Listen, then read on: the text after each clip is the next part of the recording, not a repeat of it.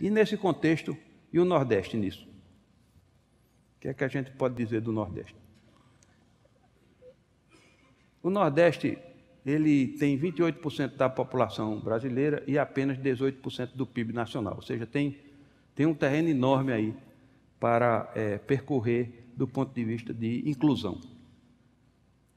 Por que o Nordeste, nos últimos anos, tem crescido mais que o Brasil? Ao que parece, devido a 5 fatores. Primeiro, isso vem da Constituição de 88, a concessão da aposentadoria rural, ou seja, de alguém que trabalhou, chegou na idade de se aposentar, como não tinha condições de ter contribuído, ele ser aposentado. Então, isso é uma coisa importantíssima numa região pobre como a nossa. Os programas sociais, o Bolsa Família, eu já cheguei a apresentar aqui, o Nordeste é a região que tem mais beneficiários do Bolsa Família, tem determinadas cidades onde isso é particularmente intenso.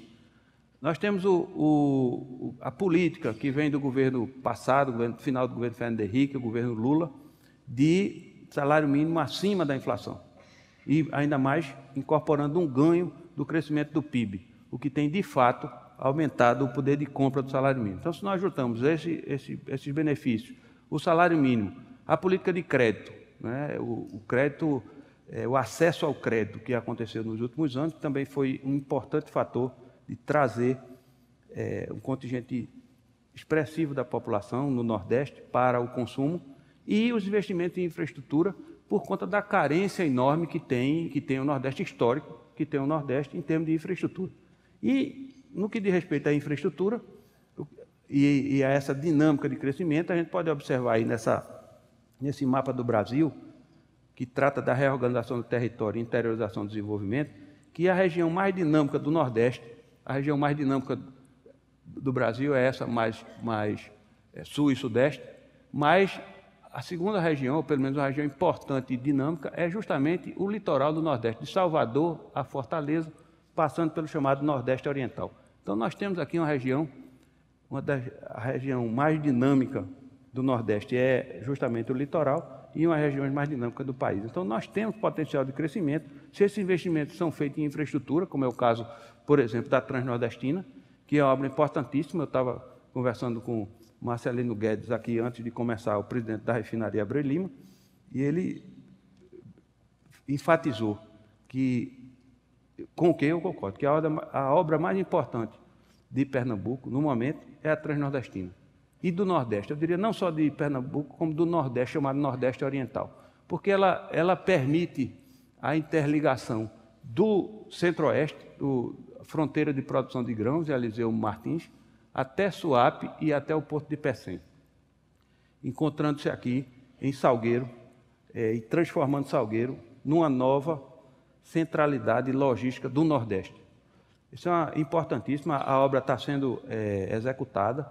Nós temos aqui essa fotografia maravilhosa desse trem já caminhando em trilhos transnordestinos.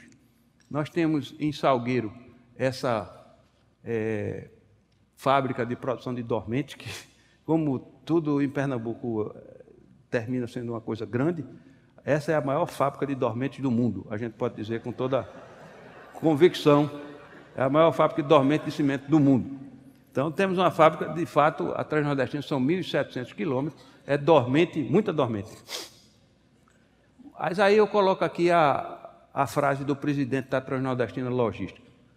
Ele diz o seguinte: serão investidos 5,4 bilhões só na primeira etapa. A segunda etapa seria a interligação deste ponto, Eliseu Martins, no Piauí, com outras ferrovias, como a Norte e Sul, no Tocantins. Isso é uma coisa importantíssima. Importantíssimo. E também, na conversa anterior, Paulo Guimarães estava chamando a atenção, que é o representante do BNDES em Pernambuco, estava chamando a atenção para a importância disso aqui que o mapa tenta mostrar. É a hora que nós todos começarmos a cobrar a extensão da Transnordestina. Porque a Transnordestina é isso aqui em vermelho.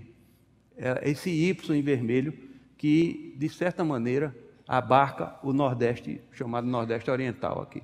Mas ela está aqui em Eliseu Martins e ela precisa ser continuada, não só para a Ferrovia Norte e Sul, que é essa que vai do Centro-Oeste até o Maranhão, mas também, como chamava a atenção Paulo, até o Pacífico, nós precisamos nos interligar com o Pacífico, interligar com a malha ferroviária nacional e já caminhar na direção do Pacífico. Ou seja, é uma obra fundamental para o desenvolvimento de Pernambuco e do Nordeste e que nós todos já precisamos começar a cobrar a sua extensão, cobrar a extensão da Transnordestina para que a integração logística se dê de forma mais consistente, não só com o resto do Brasil, mas também com a América do Sul e com o Pacífico e a Ásia.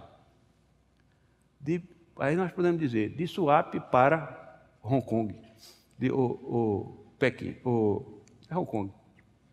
Bom, esse é o eixo logístico do Nordeste Oriental, ele é um T, é a Transnordestina junto com a duplicação da BR-101, que é fundamental, isso consolida do ponto de vista logístico, tendo Suape aqui no cruzamento, justamente no cruzamento do T, tem Suape aqui, então toda essa região ela passa a se integrar do ponto de vista logístico e integra Pernambuco. É uma obra que liga Pernambuco de norte, de leste a oeste. Mas também, aí eu chamo a atenção para algumas observações da economista Tânia Bacelar, feitas a Fernando Castilho, do Jornal do Comércio, que é preciso que a gente preste atenção, porque a nossa região, Nordeste, apesar de tudo isso, de ter crescido mais que o Brasil, de começar a implantar de forma consistente uma estrutura logística robusta, ela precisa prestar atenção.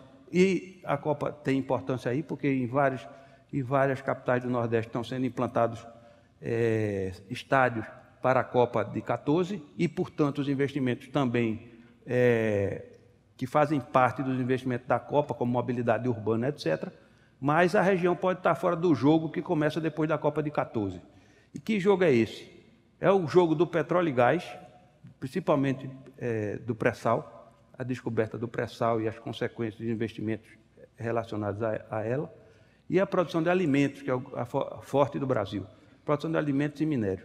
E isto está sendo feito, é o investimento maciço do pré-sal no Sudeste e o investimento em alimentos do Centro-Oeste para o Norte, aquela região, é meio Norte, né? É sul do Piauí, sul do Maranhão, em direção ao Norte. E o Nordeste fica fora. Então é importante que a gente já comece a discutir isso, porque, como diz Tânia, Castilho reproduziu, de forma, a meu ver, muito consistente, não dá para colocar porto atrelado a complexo industrial e refinaria em todo o litoral do Nordeste. Então nós temos alguns pontos importantes, nós fizemos um avanço importante nos últimos anos, fundamental nos últimos anos, mas a gente precisa começar a discutir a integração e a continuidade desse desenvolvimento numa direção que esteja sintonizada com a direção dos investimentos no país, que ela chama a atenção do pré-sal e em alimentos e minérios. Então essa é a questão que fica em relação ao Nordeste, principalmente porque o Nordeste ele carece de um pensamento unificado, como já teve com a Sudene, e que foi esse esforço todo que foi feito, ele foi desperdiçado na medida em que a Sudene foi extinta e depois foi recriada em outras condições e pouca capacidade efetiva de atuar na realidade. Então é preciso que a gente pense nisso. Para que o Nordeste continue nesse caminho virtuoso, é preciso que ele vá além do que já está contratado, que comece a pensar no futuro em outra direção.